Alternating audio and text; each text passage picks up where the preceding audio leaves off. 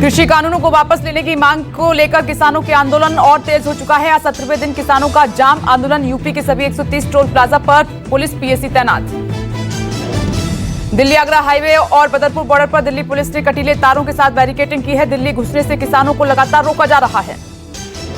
किसानों के आह्वान पर टोल प्लाजा फ्री किया गया है। किसानों की गाड़ियों को आराम से निकलने दिया जा रहा है।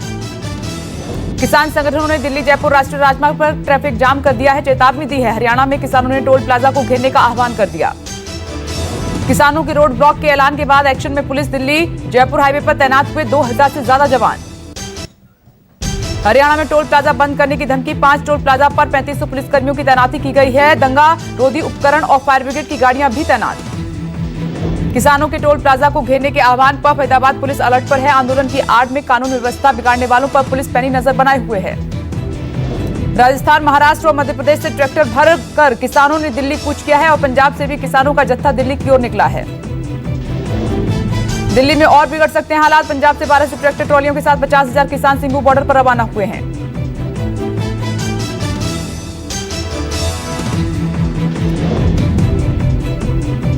किसान अपने साथ 6 महीने का राशन भी लेकर आ रहे हैं और किसानों में फिरोजपुर, फरीदकोट के किसान भी शामिल हैं। किसान अपने साथ ठंड से बचने के लिए त्रिपाल, गर्म कपड़े और अगले महीने का राशन भी अपने साथ लेकर निकले हैं। किसानों के आंदोलन पर केंद्रीय कृषि मंत्री नरेंद्र सिंह तोमर ने कहा है कि सरकार खुले मन से किसानों की समस्याएं सुनने के लिए तैयार है। तोमर बोले, सरकार कई बिंदुओं पर विचार कर रही है। कृषि मंत्री ने किसानों से गतिरोध को खत्म करने की लगातार अपील की है। कृषि कानून को लेकर बीजेपी जनता के सामने जाएगी। कृषि बिल पर देश में 700 प्रेस कॉन्फ्रेंस और चौपाल का होगा आयोजन। किसान पंजाब, हरियाणा, यूपी, राजस्थान और मध्य प्रदेश में 14 तारीख को धरना देंगे और जो धरना नहीं देगा वो दिल्ली कूच करेगा। किसान संगठनों के नेताओं के मुताबिक उत्तर भारत के सभी किसानों से 14 दिसंबर को दिल्ली चलो का आह्वान किया गया है। पीएम मोदी उद्योग संगठन फिक्की की 93वीं आम बैठक को संबोधित उन्होंने किया। प्रेरित भारत बनाने में विचार किया साझा। उद्योगपतियों के सामने बोले प्रधानमंत्री नरेंद्र मोदी, कहा कि पहले ब्रेड से केक तक सरकार बनाती थी जिसने सब बर्बाद किया। पीएम मोदी बोले, हमारे देश और पूरी दुनिया में 2020 में उथल-पुथल देखी है, पर अच्छी बात यह है कि कोरोना की वजह से स्थितियां जितनी जल्दी बिगड़ती हैं उतनी तेजी के साथ सुधर रही हैं। पीएम मोदी उद्योग जगत की भूमिका पर अपने विचार और दृष्टिकोण साझा उन्होंने किया है। वर्चुअल तरीके से एजीएम का उद्घाटन किया। प्रेरित भारत के इस आयोजन में कई मंत्री, नौकरशाह, उद्योगपति, इंटरनेशनल विशेषज्ञों की हुई भागीदारी। सम्मेलन में विशेषज्ञों की टीम ने इकोनॉमी पर कोरोना के प्रभाव और सरकार के किए जा रहे सुधारों के लिए प्रयास को बताया। पहाड़ी इलाकों में जबरदस्त बर्फबारी। जम्मू कश्मीर में कई सड़क पर फीट तक मोटी बर्फ की चादर बिछी हुई है। जम्मू कश्मीर, लद्दाख, हिमाचल प्रदेश और उत्तराखंड में भारी बारिश लगातार जारी है। बर्फबारी भी हो रही है। पर्यटकों के चेहरे खिले। हिमाचल प्रदेश में पर्यटक बर्फ के साथ खेलते हुए नजर आए हैं। बर्फबारी के बाद हिमाचल प्रदेश का तापमान गिर गया है। जम्मू कश्मीर में खूब बर्फबारी हुई है। सड़क पर खड़ी गाड़ियां बर्फ से जमी हैं। घर, गाड़ी, सड़क सब सफेद हो गए हैं। जम्मू कश्मीर में भारी बर्फबारी के बाद स्थानीय लोगों की मुश्किलें काफी बढ़ गई हैं। कई जगह बर्फबारी के बाद सड़कें ब्लॉक हो गई हैं। उत्तराखंड में बर्फबारी के बाद येलो अलर्ट जारी कर दिया गया है। ऊंचे पहाड़ी इलाकों में एवलांच आने की चेतावनी जारी कर दी गई है। दिल्ली एनसीआर में मौसम ने अचानक करवट लिया। आज सुबह दिल्ली एनसीआर में खूब बारिश हुई है। बारिश के बाद दिल्ली एनसीआर में ठंड काफी बढ़ गई है। सड़कों पर घना कोहरा है और विजिबिलिटी काफी कम हो गई है। उत्तर भारत में बारिश के बाद लोग ठिठुर रहे हैं और मौसम विभाग ने कहा है कि पश्चिमी विक्षोभ के चलते अगले कुछ दिनों में शीतलहर रहेगी। देश में 24 घंटे में 30,000 नए मरीज सामने आए हैं और 33,000 लोग ठीक हुए हैं। अब तक 98 लाख से ज्यादा संक्रमित हुए हैं। देश में कुल एक्टिव केस घटकर 3,60,000 से हो गए हैं और अब तक 93 लाख से ज्यादा लोगों ने कोरोना को मात दे दी है। राहत की बात इसमें यह है कि देश में 13 दिनों से लगातार 40,000 से कम कोरोना पॉजिटिव केस आ रहे हैं और 26 राज्यों और केंद्र शासित प्रदेशों में 20,000 से कम केस हुए हैं। एक तरफ स्वदेशी वैक्सीन का ह्यूमन ट्रायल मंजूरी इसको मिली है। फाइजर कोविशील्ड कोवैक्सीन को आपात इस्तेमाल की मंजूरी का इंतजार है। दिल्ली में कोरोना मरीजों का रिकवरी रेट 95% के पार हुआ है। संक्रमण दर भी घटी। एक्टिव मरीजों की संख्या घटकर 3% पर पहुंच चुकी है। दिल्ली में कोरोना मरीजों की संख्या बढ़कर 6,03,535 हो गई है। पिछले 24 घंटे में 2,385 नए मामले सामने आए हैं। दिल्ली में पिछले 24 घंटे में 60 लोगों की मौत हो गई है और इसी के साथ मरने वालों की संख्या बढ़कर 9,934 हो गई है। राजस्थान में कोरोना मरीजों की संख्या बढ़कर 2,88,692 हो गई है और पिछले 24 घंटे में 1,473 नए मामले आए हैं। राजस्थान में पिछले 24 घंटे में 14 लोगों की मौत हो गई। इसी के साथ राजस्थान में मरने वालों की संख्या बढ़कर 2,514 हो गई है। गुजरात में कोरोना मरीजों की संख्या बढ़कर 2,24,000 के पार। पिछले 24 घंटे में 1,223 नए मामले आए सामने। गुजरात में कोरोना से 13 लोगों की जान चली गई और गुजरात में इसी के साथ मरने वालों की संख्या बढ़कर 4,148 हो गई है। यूपी में कोरोना मरीजों की संख्या बढ़कर 5,62,722 हो गई है। पिछले 24 घंटे में 1,613 नए मामले सामने आए हैं। यूपी में पिछले 24 घंटे में 17 लोगों की जान चली गई और इसी के साथ मरने वालों की संख्या बढ़कर 8,025 हो गई है। पश्चिम बंगाल में कोरोना के 24 घंटे में 2,753 नए मामले सामने आए हैं। पिछले 24 घंटे में कोरोना से 50 लोगों की जान चली गई। मध्य प्रदेश में कोरोना के 24 घंटे में 1,222 नए मामले सामने आए हैं। पिछले 24 घंटे में 9 लोगों की कोरोना से जान चली गई। दिल्ली में कोरोना वैक्सीन को लेकर तैयारियां तेज हुई हैं। बताया जा रहा है कि वैक्सीन आने के बाद 5 दिन में 1,50,000 स्वास्थ्य कर्मियों को लगेगा टीका।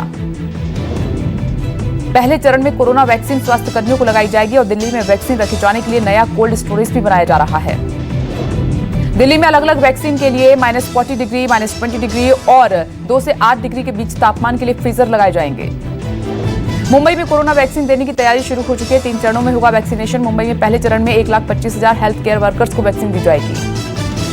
बताया जा रहा है कि मुंबई में 10 से 15 दिनों के अंदर बीएमसी सभी हेल्थ वर्कर्स को वैक्सीन देगी और उसके 21 से 28 दिन के बाद दूसरी डोज भी दी जाएगी।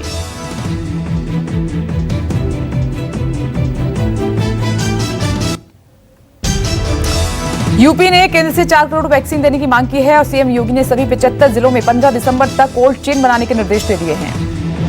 लखनऊ के ऐशबाग इलाके में कोविड वैक्सीन के लिए स्टोर बनाया जा रहा है। आगरा, अंबेडकर नगर, आजमगढ़, एटा, बरेली, बांदा समेत कई शहरों में स्टोर बन रहे हैं। यूपी, दिल्ली, महाराष्ट्र के अलावा 22 राज्यों में बनाए जा रहे हैं वैक्सीन स्टोर ताकि वैक्सीन पर हरी झंडी मिलते ही वैक्सीन देने का काम शुरू हो जाए।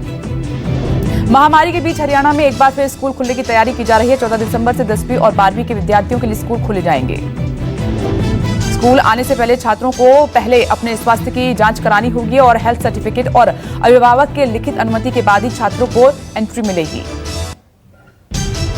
कोरोना वायरस महामारी के बीच दिल्ली के लोगों के लिए राहत भरी खबर है कि दिल्ली के एलएनजेपी अस्पताल में अब तक 10,000 से ज्यादा कोरोना मरीज ठीक हो चुके हैं। कोरोना वैक्सीन को लेकर गृह मंत्रालय की राज्यों के साथ बैठक हुई और मीटिंग में वैक्सीन के वितरण पर चर्चा हुई है।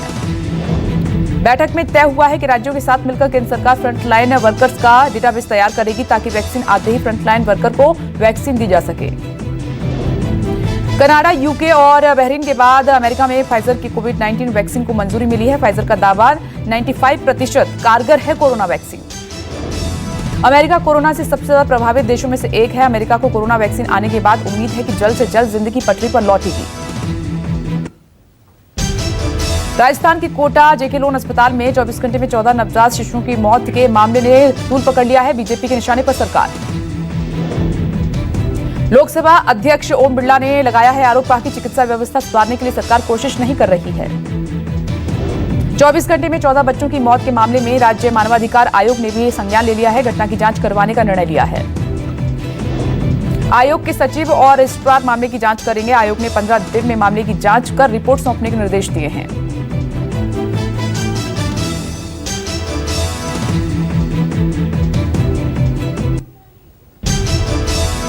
सीएम योगी आदित्यनाथ आज गाजियाबाद में 70 करोड़ रुपए की लागत से नवनिर्मित कैलाश मानसरोवर भवन का लोकार्पण करेंगे। गाजियाबाद के इंदिरापुरम में आयोजित कार्यक्रम की तैयारियों को अंतिम रूप दे दिया गया है। पहले यह कार्यक्रम 13 को होना था। 9,000 वर्ग मीटर भूमि पर बने भवन में 100 कमरे बने हैं। कैलाश मानसरोवर जाने वाले यात्रियों को सभी सुविधाएं प्रदान की जाएंगी। उत्तराखंड के 4 धाम यात्रा और बाबा अमरनाथ की यात्रा पर जाने वाले श्रद्धालुओं को भी भवन में रुकने की सुविधा दी जाएगी। गाजियाबाद में एक ऑडी कार पर फायरिंग, गाड़ी पर हुई फायरिंग का लाइव सीसीटीवी फुटेज सामने आया। अखिलेश शर्मा नाम के कारोबारी की ऑडी गाड़ी पर इन बदमाशों ने फायरिंग की है और कैमरे में साफ दिखाई दिया है कि बदमाश फायरिंग कर रहे हैं। बदमाशों ने कार को चारों ओर से घेर रखा था और कारोबारी ने गाड़ी वापस ली तो पीछे खड़े बदमाशों ने गोलियां चला दी। मुंबई में करोड़ों रुपए की ड्रग के साथ 2 विदेशी नागरिक गिरफ्तार हुए। ड्रग सप्लाई के लिए हिंदी सीखते और भारतीय महिलाओं से शादी रचाते। 2 विदेशी नागरिकों के साथ 2 भारतीय भी गिरफ्तार हुए हैं और दोनों विदेशी वेस्ट साउथ अफ्रीका के नागरिक हैं। टूरिस्ट वीजा पर मुंबई आए हैं। बिहार के पटना में दवा व्यापारी को पिस्टल दिखाकर दी धमकी। दवा दुकान के मालिक ने 5 से 6 गुंडों के साथ की पैसों की मांग। मुंबई में कर्ज के विवाद को लेकर युवक की हत्या। सीसीटीवी में कैद हुई हत्या की वारदात।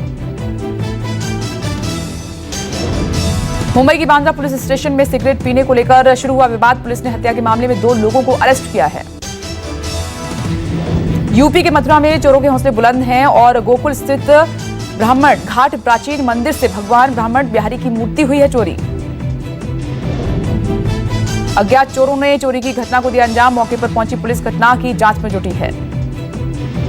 यूपी के उन्नाव में उधार के पैसे मांगना दुकानदार को पड़ा भारी। दबंगों ने दुकान और घर में घुसकर की जमकर मारपीट। दबंगों ने लाठी डंडों से मारपीट के बाद जमकर तोड़फोड़ भी किया। दबंगों के कहर बरपाने के बाद मारपीट की सूचना पर पहुंची पुलिस। दुनिया भर में अब तक 16 लाख कोरोना संक्रमितों की मौत। 24 घंटे में सामने आए 7 लाख नए केस। 4 लाख लोग अब तक ठीक हो चुके हैं। पूरी दुनिया में कोरोना का कहर बरकरार है। 2020 के अंत तक कनाडा दे सकता है मॉडर्ना की वैक्सीन को मंजूरी। कनाडा, यूके और बहरीन के बाद अमेरिका में जल्द मिल सकती है फाइजर की कोविड-19 वैक्सीन को मंजूरी। वैक्सीन को लेकर रूस ने बड़ा ऐलान कर दिया है। वैक्सीन के ट्रायल के लिए एस्ट्राजेनेका के साथ करार करने की घोषणा की है। वैश्विक घरेलू मूल्य सूचकांक में 54वें पायदान पर फिसला भारत। Q3 2020 सूचकांक में टॉप पर बना रहा तुर्की। भारत वैश्विक घरेलू मूल्य सूचकांक में 7 पायदान की हानि और Q3 2019 में भारत 47वें स्थान पर था। नवंबर में लगातार दूसरे महीने रोजगार में गिरावट और 35 लाख नौकरियां हुई खत्म। रोजगार में 0.9% की गिरावट। स्पाइस जेट करेगी कोविड-19 वैक्सीन की डिलीवरी। ओम लॉजिस्टिक्स और एयरलाइंस के बीच हुआ है करार। भारत बांग्लादेश के बीच 1965 में बंद हुई ट्रेन 55 साल बाद फिर दौड़ेगी पटरी पर। 17 दिसंबर को पीएम मोदी करेंगे उद्घाटन। डांसर, कोरियोग्राफर और डायरेक्टर रेमो डिसूजा को आया हार्ट अटैक। कोकिलाबेन अस्पताल में भर्ती। अस्पताल में रेमो डिसूजा की एंजियोप्लास्टी सर्जरी हुई है। बताया जा रहा है कि अब रेमो की हालत स्थिर है। 70 के हुए सुपरस्टार रजनीकांत। प्रधानमंत्री नरेंद्र मोदी और बॉलीवुड के कई स्टार्स ने दी बधाई। रजनीकांत के जन्मदिन पर उनके घर के बाहर लगा फैंस का जमावड़ा और लोग अपने चहेते सितारे को दूर से दे रहे हैं बधाई। बॉलीवुड स्टार दिलीप कुमार का मना 98वां जन्मदिन। तमाम सितारों ने सोशल मीडिया पर दिलीप कुमार को दी जन्मदिन की शुभकामनाएं। भारत उज्बेकिस्तान में द्विपक्षीय वार्ता। दोनों देशों के बीच 9 समझौतों पर हुए हैं हस्ताक्षर। कोरोना काल के दौरान भारत उज्बेकिस्तान की पहली समिट। पीएम मोदी ने कहा कि आतंकवाद के खिलाफ लड़ाई में दोनों देश साथ हैं। नमस्कार, मैं हूं मानक गुप्ता। अगर आपको हमारा ये वीडियो पसंद आया हो तो इसे लाइक और शेयर जरूर करें और हां, हमें सब्सक्राइब और फॉलो करना ना भूलें ताकि आप देश और दुनिया की कोई खबर मिस ना करें। तो जुड़े रहिए हमारे साथ और देखते रहिए News 24।